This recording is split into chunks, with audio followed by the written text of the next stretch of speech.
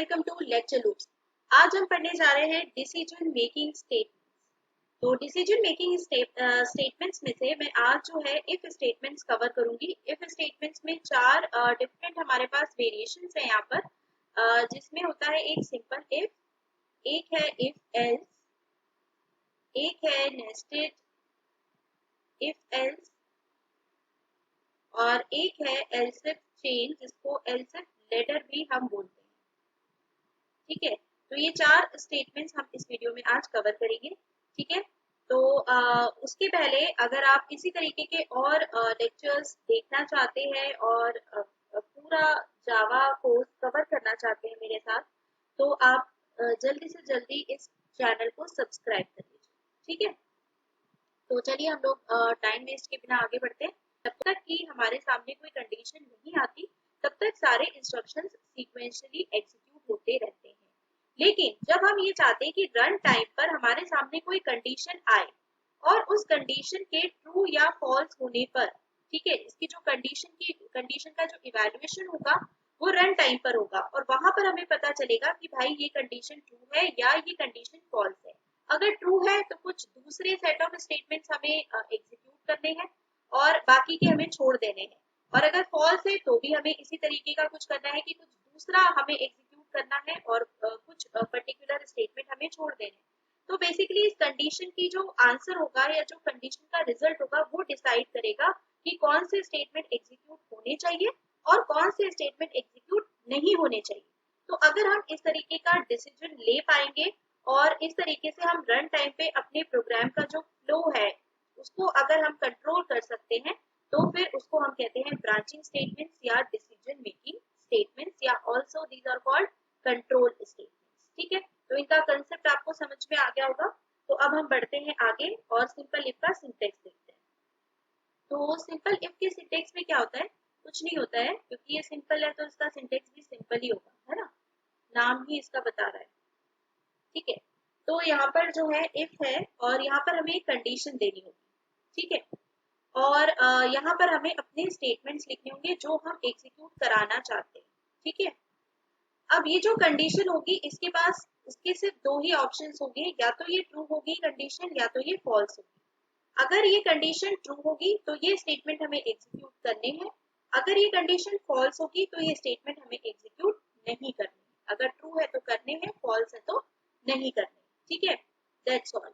अब ये curly braces हमने यहाँ पर जो लगाए हैं ये भी ऑप्शनल होते हैं। अगर आपका ये जो इफ कंडीशन है इसके साथ अगर आप केवल एक सिंगल स्टेटमेंट एसोसिएट कर रहे हैं, केवल एक सिंगल स्टेटमेंट, तो आप ये कर्ली ब्रेसेस ओमिट भी कर सकते हैं। कर्ली ब्रेसेस बेसिकली हम मल्टीपल स्टेटमेंट्स को एक स्टेटमेंट ब्लॉक बनाना चाहते हैं जिसको कि हम इस इफ कंडीशन के साथ में एसोसिएट करना चाहते हैं, तब हम ये कर्ली ब्रेसेस यहाँ पर लगाएंगे। ठीक है, अब हम बात करते हैं कंडीशन। तो कंडीशन के केस में क्या होता है कि कंडीशन जो है ये तो या तो आपका ये कोई रिलेशनल एक्सप्रेशन हो सकता है, ये कोई लॉजिकल एक्सप्रेशन भी हो सकता है, या ये कोई एक बुलियन वैल्यू हमें बेसिकली चाहिए। तो जब रिलेशनल एक्सप्रेशन या हम लॉजिकल एक्सप्रेशन को भी इवेलुएट करते हैं तो हमारे पास रिजल्ट में क्या आता है, ट्रू या फॉल्स। रिलेशनल एक्सप्रेशंस कैसे हो गए, जैसे ए ग्रेटर देन बी है या नहीं, ये सब रिलेशनल एक्सप्रेशंस हैं। Greater than equal to, less than equal to, या फिर इक्वल टू और नॉट इक्वल टू। तो रिलेशनल ऑपरेटर्स के साथ में जो हम स्टेटमेंट्स बनाते हैं उनको रिलेशनल एक्सप्रेशंस कहते हैं। लॉजिकल एक्सप्रेशंस क्या होते हैं? लॉजिकल एक्सप्रेशन भी हम यहाँ पर रख सकते हैं, जैसे A greater than B and B less than C, इस तरीके का, जहाँ पर हम ये एंड और या नॉट का यूज करते हैं। तो हम यहाँ पर लॉजिकल एक्सप्रेशंस या रिलेशनल एक्सप्रेशंस को रख सकते हैं। ठीक है, तो ये क्लियर हो गया सिंपल इफ का सिंटेक्स और as well as the work. ठीक है, तो अब हम इसका एक प्रोग्राम बना लेते हैं जल्दी से, जिससे आपको इसका इम्प्लीमेंटेशन भी समझ में आ जाए कि हम इसको प्रोग्राम में कैसे करेंगे। तो हम यहाँ पर एक प्रोग्राम बनाने वाले हैं जिसमें हम एक नंबर का एब्सोल्यूट वैल्यू फाइंड आउट करेंगे। एब्सोल्यूट वैल्यू का मतलब होता है कि मतलब जैसे अगर हमारे पास नेगेटिव वैल्यू भी आएगी तो हमें रिजल्ट में उसकी पॉजिटिव वैल्यू भी देनी है। ठीक है, तो यस, तो यहाँ पर हम आ गए हैं प्रोग्राम में, और प्रोग्राम में हम देखते हैं कि कैसे हम इसको एब्सोल्यूट वैल्यू को इम्प्लीमेंट करेंगे। तो उसके लिए सबसे पहले हम ये करेंगे कि यूजर से हमें इनपुट लेना होगा। तो हम यहाँ पर उसके लिए अपनी स्कैनर क्लास जो है वो उसका ऑब्जेक्ट क्रिएट कर लेते हैं फटाफट से। तो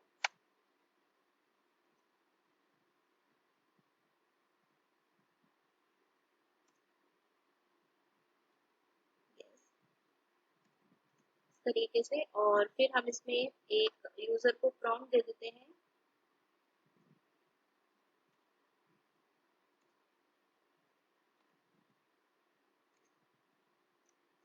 enter a number,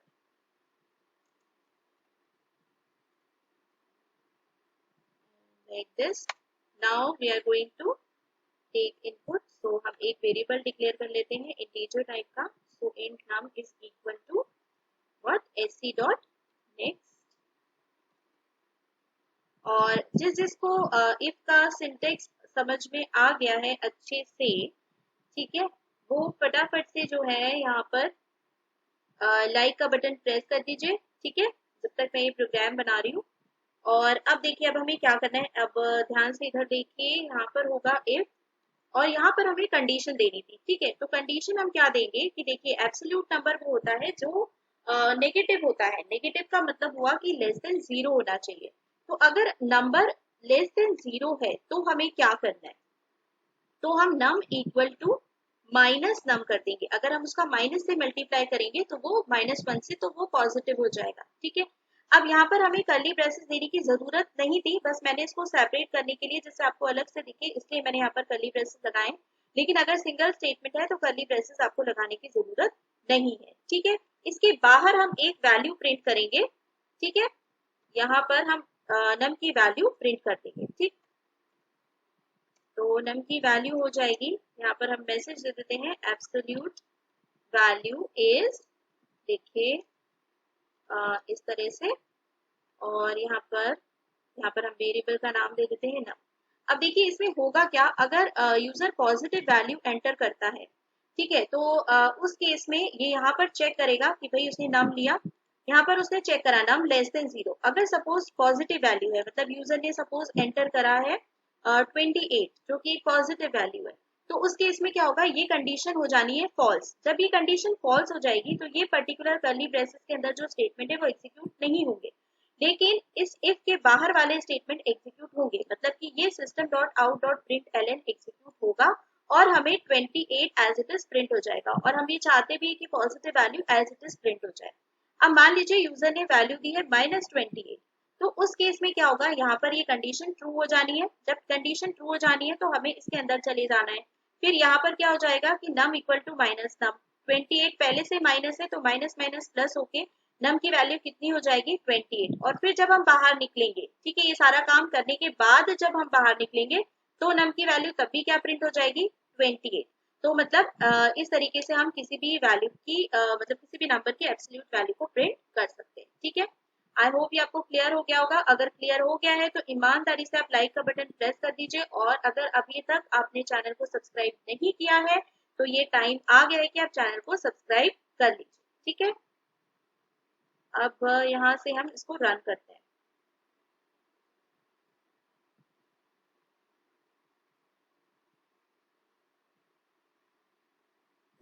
yes, enter a number. तो चलिए ठीक है, पहले हम पॉजिटिव नंबर एंटर करते हैं. चलिए हमने एंटर करा 45, ठीक. तो ये एब्सोल्यूट वैल्यू आ गई इसकी 45, ठीक. Again I am going to run this. Okay, so I'm running it one more time, and again it is asking for a number. Now this time I'm giving a negative number, that is -33, and you can see that the absolute value is 30, ठीक है. तो इस तरीके से हम simple if के साथ में प्रोग्राम बना सकते हैं. तो अब हम दूसरे टॉपिक पर आते हैं अपने, विच इज इफ एल्स, ठीक है. तो यहाँ पर हम देखते हैं दूसरा है हमारा प्रोग्राम इफ एल्स का. तो इफ एल्स का सबसे पहले हम यहाँ पर सिंटेक्स देखेंगे, उसके बाद हम ये प्रोग्राम बनाने वाले हैं, ठीक है. तो इफ एल्स में ये सिर्फ हम सिंपल इफ को एक्सटेंड कर रहे हैं. तो यहाँ तक आपको समझ में आ गया कि ये इफ कंडीशन होती है, ठीक है, और यहाँ पर हम उसके स्टेटमेंट्स लिखते हैं. तो पिछली बार हमने देखा कि अगर हमारी कंडीशन ट्रू या फॉल्स होगी तो हम ये डिसाइड करेंगे कि भाई ये स्टेटमेंट हमें एग्जीक्यूट करने हैं कि नहीं. तो ट्रू में तो एग्जीक्यूट हो जाएंगे, लेकिन फॉल्स में क्या. तो अगर फॉल्स में आपके पास एक दूसरा सेट ऑफ स्टेटमेंट है तो आप वहां पर यहाँ पर रख सकते हैं कि भाई अगर ये है कंडीशन ट्रू है तो ये, अदरवाइज ये, ठीक है. जैसे हम लोग बी प्लान बनाकर चलते हैं तो हम लोग भी देखते हैं कि चलो ठीक है, हम इंजीनियरिंग की प्रिपरेशन कर रहे हैं, अगर हमारा इंजीनियरिंग में सिलेक्शन हो गया तो ठीक है, हम इंजीनियरिंग करेंगे। अदरवाइज क्या, तो अदरवाइज हो सकता है कि हमने कोई ऑप्शन सोच के रखा हो कि हमें बीसीए करना है, या हमने कुछ और भी ऑप्शन सोच रखे हैं कि हमने कोई गवर्नमेंट जॉब की या बैंक की प्रिपरेशन करनी है। तो ये हो गया कि जब ट्रू होगा तो हम ये करेंगे, अगर अदरवाइज अगर फॉल्स हो जाता है तो हम दूसरा हमारे पास सेट ऑफ स्टेटमेंट है जो कि हम करने वाले हैं। ठीक है, तो इस तरीके से कंडीशन ट्रू है तो ये ब्लॉक एग्जीक्यूट करना है, कंडीशन फॉल्स है तो ये ब्लॉक एग्जीक्यूट करना है। ठीक है, जब हम ये वाला ब्लॉक एग्जीक्यूट करेंगे तो इसको छोड़ देंगे, जब ये वाला करेंगे तो इसको छोड़ देंगे, दोनों एक साथ नहीं होंगे। ठीक है, कभी भी ये दोनों एक साथ एग्जीक्यूट नहीं होंगे कि ये भी हो गया ये भी हो गया, दोनों में से कोई एक ही एग्जीक्यूट होगा। ठीक है, तो ये हो गया यहाँ पर सिंपल इफ एल्स। और इसकी वर्किंग क्या होगी भाई, यहाँ से आपका प्रोग्राम चलता हुआ आ रहा है, जैसे ही इफ कंडीशन आ जाएगी ये देखेगा ट्रू है या फॉल्स है, पर्टिकुलर एग्जीक्यूट करेगा और बाकी के बाद की जो स्टेटमेंट्स है वो एज इट इज चलते रहेंगे। ठीक है, तो आई होप ये आपको इफ एल्स समझ में आया। अब इसकी हम एक प्रोग्राम बनाकर देखते हैं जिससे आपको बहुत अच्छे से ये चीज क्लियर हो जाएगी। तो अब हम देखते हैं यहाँ पर make a program to check equality of two numbers. ठीक है, तो इसी में मैं बना ले रही हूँ। तो यहाँ पर हमने करा था एंटर अ नंबर, अब यहाँ पर हमें 2 नंबर इनपुट कराने होंगे। ठीक है, तो यहाँ से मैं हटा देती हूँ इसको, जिससे आप लोगों को कोई कंफ्यूजन ना रहे। ठीक है, तो यस, अब यहाँ पर हमें 2 नंबर्स इनपुट कराने हैं और उन 2 नंबर्स की हमें इक्वालिटीज चेक करनी है। तो पहले आप प्रोग्राम समझ लीजिए, मतलब 2 नंबर एंटर होंगे, हमें देखना है अगर वो दोनों नंबर इक्वल है, ठीक है सेम है, तो हम प्रिंट करेंगे यस बोथ आर इक्वल। अगर वो लोग सेम नहीं है वो दोनों नंबर, तो हम प्रिंट कर देंगे they are not equal. It is as simple as that. तो हमें लेकिन यहाँ पर 2 नंबर्स लेने पड़ेंगे, तो हम ले लेते हैं एक num1 और एक हम num2 ले लेंगे और दोनों को हम इनपुट करा लेते हैं sc dot next next int और ये सेमी कॉलन और num2 equal to sc dot next int yes. और ये दोनों नंबर हमारे इनपुट हो गए। अब हम अपनी कंडीशन लगाते हैं। तो कंडीशन क्या होगी, इफ सिंपल सी कंडीशन है, अगर भाई ये दोनों इक्वल है तो यहाँ पर हमें क्या लिख देना है, if number equal to number. यहाँ पर ये हमेशा ध्यान रखिए कि यहाँ पर आपको डबल इक्वल टू का साइन लगाना होगा, क्योंकि सिंगल इक्वल टू का साइन असाइनमेंट होता है। ठीक है, ये जब भी आप कोई प्रोग्रामिंग लैंग्वेज पढ़ते हैं तो स्टूडेंट्स सबसे ज्यादा गलती इसी चीज में करते हैं। ठीक है, तो if num1 is equal to num2 तो हमें क्या प्रिंट कर देना है, system dot out dot println we are going to print both are equal। ठीक, फाइन। इसके बाद हम यहाँ पर भी हमारा एक सिंगल ही स्टेटमेंट है और इसके बाद हम यहाँ पे लिख देते हैं एल्स। एल्स में हम कभी भी कोई कंडीशन मेंशन नहीं करते हैं। ठीक है, एल्स में यहाँ पर आप ऐसे ब्रैकेट लगा के पैरेंथेसिस लगा के कंडीशन मेंशन नहीं करेंगे। ठीक है, एल्स का मतलब ये है कि अगर ऊपर वाली कंडीशन फॉल्स होनी है तभी इसको एग्जीक्यूट होगा। तो system dot out dot println और यहाँ पर हम देंगे बोथ आर अनइक्वल। ठीक, तो ये हो गया हमारा काम। और इसके बाद हम चाहे तो नंबर्स को प्रिंट भी कर सकते हैं, लेकिन चलिए इसके बाद के स्टेटमेंट जो होंगे वो एज इट इज एग्जीक्यूट होते रहेंगे। सिस्टम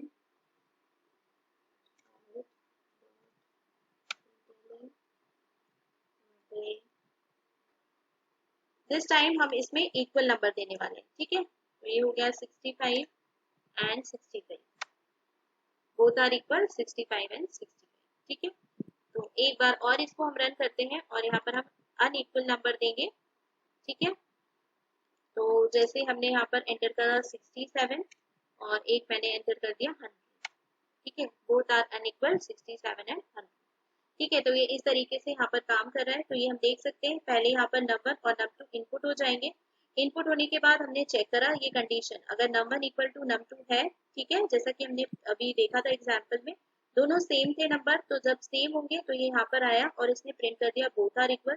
ये वाला पोर्शन उसने बिल्कुल इग्नोर मारा। ठीक, और यहाँ पर जाके बाहर जब आएगा इस पूरे ब्लॉक के इफ भी हो गया और एल्स भी, उसके बाद जो आप स्टेटमेंट लिखेंगे वो एज इट इज एग्जीक्यूट होंगे दोनों केसेस में। ठीक है, तो दोनों नंबर्स प्रिंट हो गए। दूसरी बार जब हम आए तो 67 और 100 हमने दिया, तो उस केस में ये 67 इज इक्वल टू 100, ये कंडीशन हो गई फॉल्स। जब ये कंडीशन फॉल्स हुई तो ये एल्स में गया, एल्स में गया, इसने प्रिंट करा बोथ आर अनइक्वल, और फिर जब ये बाहर निकला तो बाहर निकल के इसने प्रिंट कर दिया नंबर्स 61 और 100। क्लियर? ये इस तरीके से काम कर रहा है। ठीक है, तो अब हम आगे आते हैं और अब हम देखते हैं नेक्स्ट हमारा जो स्टेटमेंट है, make a program nested if else. ठीक है, तो नेस्टेड इफ एल्स हम देखते हैं और इसमें हम तीन नंबर्स की इक्वालिटी को चेक करेंगे। तो make a program to check equality of three numbers. And सबसे पहले हम देखते हैं नेस्टेड इफ एल्स का जो हमारा सिंटेक्स है। तो इसका सिंटेक्स है, देखिए ऐसे होगा, ये इफ, यहाँ पर हमने दी कंडीशन 1, ठीक है, उसके बाद क्या होगा, ये हमारा सपोज इफ स्टेटमेंट है और ये इधर हम इसका एल्स स्टेटमेंट लिख लेते हैं। एल्स में तो हम कोई कंडीशन देते नहीं है, तो ये इस तरीके से होगा। ठीक, अब ये जो इफ स्टेटमेंट है और ये एल्स स्टेटमेंट का ब्लॉक है, इसके अंदर हम एक और इफ एल्स दे सकते हैं। जैसे कि हमने यहाँ पर लिख दिया इफ कंडीशन 2, ठीक है, और हमने यहाँ पे एक प्रिंट कर दिया ब्लॉक 1, और फिर हमने यहाँ पर भी ये कंडीशन, ये एल्स दे दिया इसका, और ये हो गया हमारा B2। इसी तरीके से हम एल्स के अंदर भी कर सकते हैं कि इफ हमने यहाँ पर दे दी कंडीशन 3, ठीक है, और इस तरह से, और एल्स में भी हमने एक कंडीशन इस तरीके से दे दी। ठीक है, तो इस तरीके से हम कर सकते हैं इसमें। और अब इसमें क्या होगा, अगर कंडीशन 1 ट्रू हुई तो ये यहाँ पे जाएगा अंदर इस पर्टिकुलर ब्लॉक के अंदर, और ये वाला जो ब्लॉक है ये स्किप हो जाएगा, ये पूरा एल्स पोर्शन ये जो है ये स्किप हो जाना है। फिर ये यहाँ पर आएगा और यहाँ पर आके फिर से कंडीशन 2 को चेक करेगा। अगर कंडीशन 2 ट्रू आती है तो B1 एग्जीक्यूट होगा, अगर ये फॉल्स आती है तो B2 एग्जीक्यूट होगा। ठीक है, ये तो यहाँ की बात होगी। फिर उसके बाद मान लीजिए कि अब हम फिर से आते हैं, अगर मान लीजिए दूसरी हम एक केस देखते हैं जहां पर कि हमारी कंडीशन 1 फॉल्स आई। अगर कंडीशन 1 फॉल्स आई तो यहाँ पे हमें जाना ही नहीं और कंडीशन 2 कभी चेक होगी नहीं। फॉल्स में हम यहाँ पे सीधे चले जाएंगे और एल्स में आके हम यहाँ पर कंडीशन 3 को चेक करेंगे। ठीक है, कंडीशन 3 अगर ट्रू हुई तो B3 एग्जीक्यूट होगा, फॉल्स हुई तो ये B4 एग्जीक्यूट होगा। अंडरस्टैंड? तो यहाँ पर हम एक कंडीशन के अंदर दूसरी कंडीशन को चेक करा सकते हैं, एक इफ के अंदर दूसरा इफ, एक एल्स के अंदर दूसरा इफ, ये हमारे पास ऑप्शनल है। इफ के अंदर हो सकता है हम इफ एल्स लिखें, लेकिन ये जरूरी नहीं कि एल्स के अंदर भी हम लिखें या एल्स में हम लिखें और इफ में ना लिखें। तो ये बेसिकली हम इसको किसी भी तरीके से एडजस्ट कर सकते हैं। ठीक है, इफ के अंदर हम एक और इफ एल्स भी लिख सकते हैं। तो ये नेस्टिंग जो है, मतलब एक के अंदर एक इफ एल्स रखना या लगाना, ये हम कर सकते हैं जब तक कि हमें सिंपली समझ में आ रहा है एज अ प्रोग्रामर। ठीक है, जब ये बहुत ज्यादा कंफ्यूजिंग हो जाएगा तो उतनी लेवल तक हमें नेस्टिंग नहीं करनी चाहिए। ठीक है, तो अब हम इसका एक प्रोग्राम बनाते हैं जहां पर हम तीन नंबर्स की इक्वालिटी को चेक करेंगे। ठीक, अभी हमने दो नंबर्स की थी, तो अब हम देखते हैं यहाँ पर तीन नंबर्स की इक्वालिटी हमें चेक करनी है। ठीक है, तो इसी में मैं थोड़े से चेंजेस कर दे रही हूँ।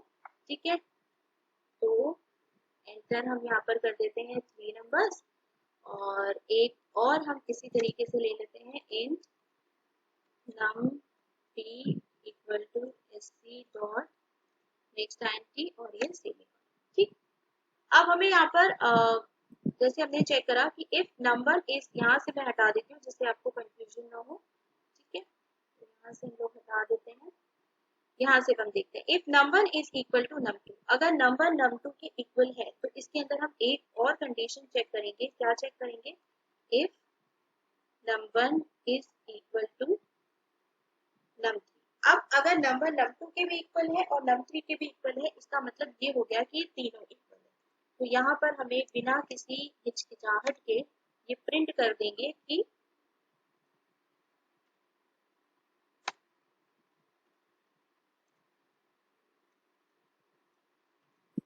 All are equal. ठीक है, तो ये हो गया। अब लेकिन अगर ऐसा नहीं है, ठीक, क्या है कि नंबर num2 के बराबर तो है लेकिन नंबर num3 के बराबर नहीं है। ठीक है, तो ऐसी कंडीशन हम एल्स में रख सकते हैं। तो इस सिचुएशन में ये इक्वल नहीं है, तो हम कर देंगे इसको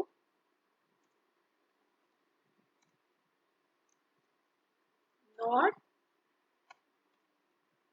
इक्वल। ठीक है, ये हो गया नॉट इक्वल। ठीक है, अब ये हमारा ये वाला एक पूरा कंप्लीट हो गया। ठीक है, तो इसको हम यहाँ पे एक्सप्लेन कर देते हैं। जैसे नंबर num2 num3 हमने इनपुट कराया, अगर नंबर num2 के बराबर है, ठीक, तो उसके बाद हम यहाँ पर आगे इसको चेक कर लेंगे। अगर नंबर num3 के भी इक्वल है तो all are equal, else not equal. ठीक, अब हम इसकी एल्स कंडीशन में जाएंगे। ठीक, if number is equal to num2, अगर ये एल्स कंडीशन है इसका मतलब कि number is not equal to num2, तो यहाँ से ही हमें समझ में आ जाएगा कि ये कोई भी इक्वल नहीं है। ठीक है भाई, जब पहले ही दो इक्वल नहीं है तो बाकी की तो बात ही नहीं बनती है। तो यहाँ पर हम इसको कर देते हैं सिस्टम डॉट आउट। तो देखिए यहाँ पर हमें फिर से इसमें चेक करने की जरूरत नहीं है। ln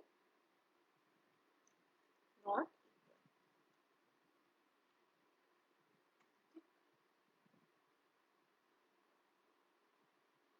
और यहाँ पर हम तीनों नंबर्स को प्रिंट करा सकते हैं। और देखिए यहाँ पर हमें स्पेस दे करके प्लस लगाना इसलिए जरूरी है क्योंकि अगर आप ऐसे ही इसको लिख देंगे तो ये इसको एडिशन समझेगा और ये इसको ऐड कर देगा। ठीक है, तो इसीलिए हम ये बीच में ये स्पेस देते हैं क्योंकि एक तो हमें क्लियर भी हो जाएगा, ये क्लियरली दिखेगा भी, और दूसरी चीज ये भी हो जाती है कि फिर ये इसको स्ट्रिंग के फॉर्म में लेगा, तो ये कॉन्केटिनेशन की तरह काम करेगा। ठीक है, तो अब हम यहाँ पर करके देखते हैं इसको रन करके कि ये सही चल रहा है या नहीं। ठीक,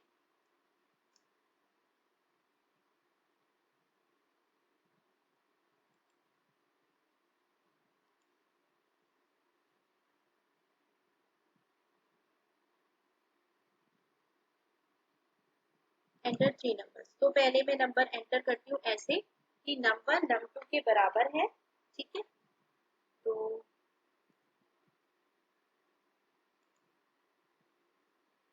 23, 34 एंड 14। चलिए तीनों अनइक्वल है, नॉट इक्वल 23, 34, 14। ठीक, अब हम एक ऐसा केस लेते हैं जहाँ पे 23, 23 एंड 30। देखिए, तो यहाँ पर आ गया है नॉट इक्वल। ठीक है, तो देखिए पहले केस में क्या हुआ, पहले केस में हमने तीनों नंबर्स अलग दिए, 23 और 34 और 43। तो यहाँ पर आया नंबर इक्वल टू num2, ये कंडीशन फॉल्स हो गई। जैसे ही कंडीशन फॉल्स हुई तो ये वाली कंडीशन चेक करने इसको जाने ही नहीं है और सीधे यहाँ अगर एल्स वाली कंडीशन में क्या प्रिंट कर देगा, नॉट इक्वल। ठीक है, और दूसरी केस में हमने देखा 23, 23 एंड 34। तो यहाँ पर क्या हुआ, 23 इक्वल टू 23, ये तो सही हो गया।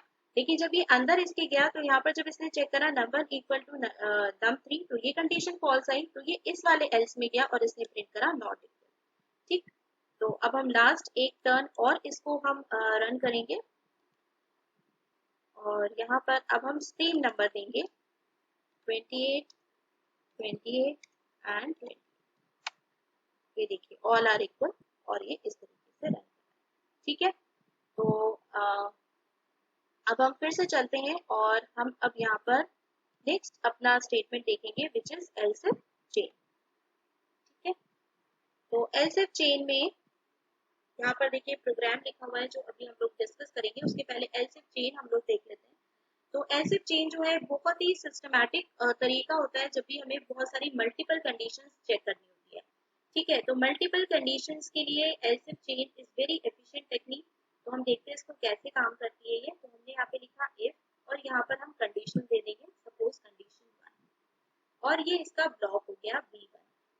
फिर हम देंगे एल्स इफ कंडीशन 2, ये इसका ब्लॉक हो गया, और यहाँ पर हमें जो स्टेटमेंट देने हैं वो हम दे सकते हैं। इस तरीके से हम कितनी भी बार एल्स इफ लिख सकते हैं और लास्ट में हम यहाँ पर लगा देंगे एल्स, और यहाँ पर हम एक डिफॉल्ट ब्लॉक यहाँ पर लिख देंगे। अंडरस्टैंड? ठीक, अब इसमें क्या होता है, देखिए ये इसका सिंटेक्स है। तो ये एल्स इफ हम यहाँ पर कितने भी जितनी हमारे पास कंडीशंस होंगी उतने हम एल्स इफ लगा सकते हैं। स्टार्टिंग में इफ रहेगा, एंड में एल्स रहेगा। ठीक है, अब ये इसकी वर्किंग समझ लेते हैं। तो सबसे पहले कंडीशन 1 को ये देखेगा। कंडीशन 1 अगर ट्रू हुई तो ये B1 को एग्जीक्यूट करेगा, बाकी सब छोड़ छाड़ के ये चला जाएगा, बाकी कुछ भी नहीं देखेगा, ये ना कंडीशन ना स्टेटमेंट, सब इग्नोर कर देगा। ठीक, अब मान लीजिए कंडीशन 1 फॉल्स हो गई। जब फॉल्स होगी तभी दूसरों का नंबर आएगा। ठीक, तो ये कंडीशन 2 चेक करेगा। अगर ये सही हुई तो ये B2 एग्जीक्यूट करेगा और फिर बाकी की कोई कंडीशन या स्टेटमेंट को एग्जीक्यूट नहीं करेगा, आगे चलता बनेगा। ठीक, ये इस तरीके से काम करता है। अगर इसमें से कोई भी कंडीशन एग्जीक्यूट, कोई भी कंडीशन ट्रू नहीं हुई, तो फिर ये लास्ट में एल्स वाले ब्लॉक में जाएगा और यहाँ पर आपने जो भी डिफॉल्ट स्टेटमेंट लिखा होगा, ठीक है, कोई भी जो भी वैलिड जावा स्टेटमेंट आपने लिखा होगा वो इसको एग्जीक्यूट कर देगा, ठीक, और फिर ये आगे चला जाएगा। क्लियर? तो बेसिकली हम इसको जो है समराइज करके ऐसे बोल सकते हैं कि जो एल्स इफ चेन होती है या एल्स इफ लेटर जो होती है वो वन बाय वन ऊपर से लेके नीचे तक एक एक कंडीशन को चेक करती जाती है। जैसे ही उसको कोई पहली कंडीशन ट्रू मिलती है उसका एसोसिएटेड ब्लॉक वो एग्जीक्यूट करती है और बाकी के सारे ब्लॉक्स को वो स्किप कर देती है। अंडरस्टैंड? ठीक। अब देखिए हम यहाँ पर इसको समझने के लिए एक एग्जाम्पल लेंगे जहाँ पर हमें एक प्रोग्राम बनाना है जहाँ पर हम स्टूडेंट का ग्रेड प्रिंट करेंगे अगर उसके परसेंटेज गिवन है तो। ठीक है, तो इसमें हम अगर हमारे परसेंटेज इसके ग्रेटर देन इक्वल टू 75 है तो हमें ग्रेड ए प्रिंट करनी है, greater than equal to 60 and less than 75 है तो grade B, greater than equal to 45 है लेकिन 60 से लेस देन है तो हमें ग्रेड सी प्रिंट करनी है, और अल्टीमेटली अगर उसकी परसेंटेज लेस देन 45 है तो हमें ग्रेड एफ प्रिंट करनी है। ठीक है, तो इसको हम लोग एग्जीक्यूट करना स्टार्ट करते हैं। इसका इम्प्लीमेंटेशन, तो यहाँ से हम इसको हटा देते हैं।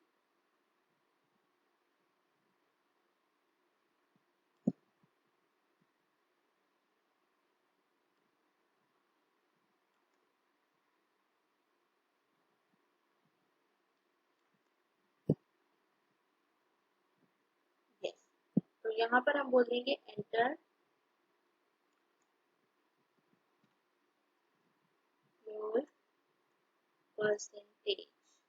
ठीक, और यहाँ पर हम इसके परसेंटेज इनपुट करा लेंगे, तो इसका नाम भी हम चेंज कर देते हैं। चलिए इसको हम कर देते हैं परसेंटेज। ठीक, तो ये हो गया परसेंटेज, और अब हमें यहाँ पर चेक करना है। अच्छा, हमें ये भी देखना है कि भाई उसके परसेंटेज 0 से बड़े होने चाहिए और 100 से छोटे होने चाहिए। तो हम एक बार यहाँ पर एक वैलिडेशन लगा देते हैं, if percentage are greater than equal to 0 and percentage are less than equal to 100, तभी भाई हमारा ये पूरा काम चलेगा, अदरवाइज नहीं चलेगा। ठीक है, तो ये एक तरीके का वैलिडेशन। अब इसके अंदर जो है हम अपनी कंडीशंस लगाते, तो if percentage is greater than equal to 75 तो हमें क्या प्रिंट करना था, तो यहाँ पर हम फटाफट प्रिंट करते हैं system dot out dot println, और क्या प्रिंट करेंगे भाई, ग्रेड आपकी आ गई है ए, बधाई हो। ठीक, फिर यहाँ पर अब हम आ जाते हैं एल्स इफ कंडीशन लगाएंगे, यहाँ पर एल्स इफ, और यहाँ पर हम लिखेंगे if percentage are less than 75, okay, and यहाँ पर देखिए हम लॉजिकल एक्सप्रेशन का यूज कर रहे हैं, and also percentage are greater than equal to 6। ठीक है, तो एंड ऑपरेटर हमने लगाया है, लेस देन 75 होने चाहिए, साथ ही साथ 60 से ऊपर होने चाहिए या 60 के बराबर भी हो सकते हैं। तो ये एल्सिफ हो गया। अब यहाँ पर अगेन हम यहाँ पे जो है यहाँ से कॉपी पेस्ट मार देंगे सीधे से। ठीक है, और और यहाँ पर इसी तरीके से हम ये कंडीशन जो है वो लगाते जाएंगे।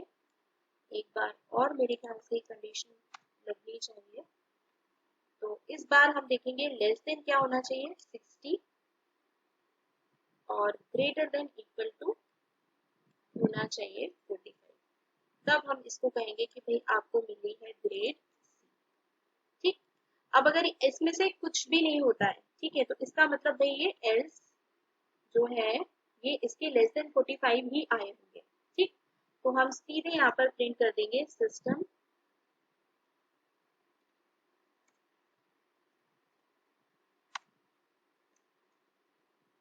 से। ठीक है, एंटर योर परसेंटेज, तो सपोज मैं एंटर करती हूँ 55। ठीक, तो देखिए ग्रेड सी आ गया, तो इसको हम लोग चेक करते हैं कि